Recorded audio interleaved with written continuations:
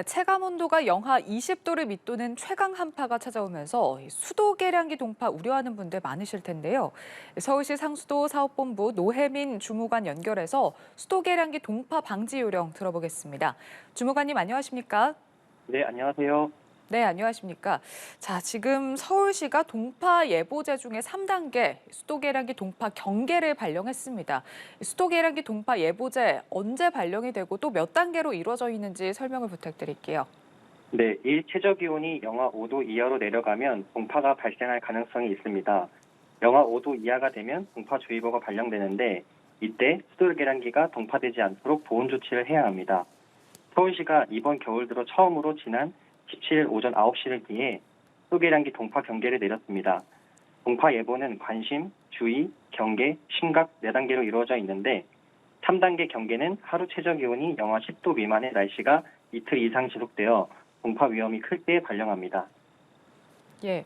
자, 그러니까 수도 계량기 동파가 되지 않게 좀 보온에 신경을 써야 한다라고 말씀을 해주셨는데 좀 미리미리 점검을 해서 동파를 막는 게 중요해 보이거든요. 수도 계량기 동파를 막을 수 있는 방법에 대해서도 좀 소개를 해주시죠. 네, 먼저 수도 계량기 함 안에 헌옷이나 담요, 솜 등을 채워 넣으시면 됩니다.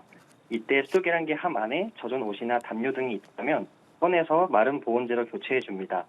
젖은 보온재가 얼어붙으면 동파의 원인이 될 수 있습니다. 수도 계량기 함의 뚜껑을 비닐 등으로 덮어서 외부 공기를 차단해 주시고요. 외부로 노출된 수도관이나 화장실 및 보일러 배관 등은 보온재로 보온해 주세요. 경계나 심각 단계부터는 알려드린 보온 조치 외에 수돗물을 조금씩 흐르게 해야 합니다. 예. 특히 동파 사고에 가장 취약한 곳은 아파트로 그중에서도 방풍창이 없는 복도식 아파트의 경우 찬 공기가 계량기 함으로 들어갈 가능성이 높기 때문에 예방에 더욱 주의하셔야 합니다. 예. 자, 중앙재난안전대책본부에 따르면 어젯밤 11시 기준으로 전국적으로 수도 계량기 동파가 171건, 그리고 서울에서만 이 수도 계량기 그리고 수도관 동파가 93건이나 접수가 됐거든요. 이렇게 계량기 동파 사고 소식이 계속해서 이어지고 있는데 앞서 얘기를 해주셨지만 수돗물을 좀 가늘게 틀어두는 게 좀 중요할 것 같거든요. 어떻습니까? 네, 맞습니다. 영하 10도 이하의 기온이 이틀 이상 지속될 경우엔 계량기에 함을 보온했더라도 동파가 발생할 가능성이 높습니다. 외출하실 때는 수돗물을 가늘게 틀어 계량기 안에 물이 고여있지 않고 지속적으로 흐르도록 해야 합니다.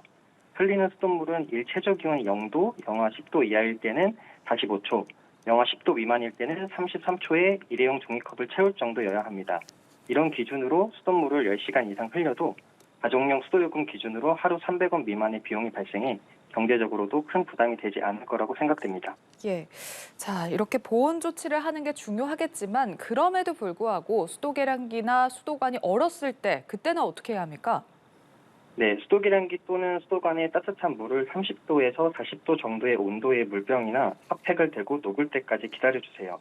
오랜 시간 동안 완전히 꽝꽝 얼지 않았을 경우에는 이 정도만으로도 녹을 수 있습니다. 단 너무 뜨거운 물은 사용하지 않는 것이 좋습니다. 50도 이상의 뜨거운 물을 갑자기 부으면 수도 계량기나 수도관이 손상될 수 있습니다. 예.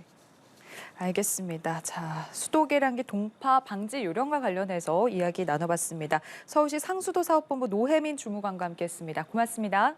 감사합니다.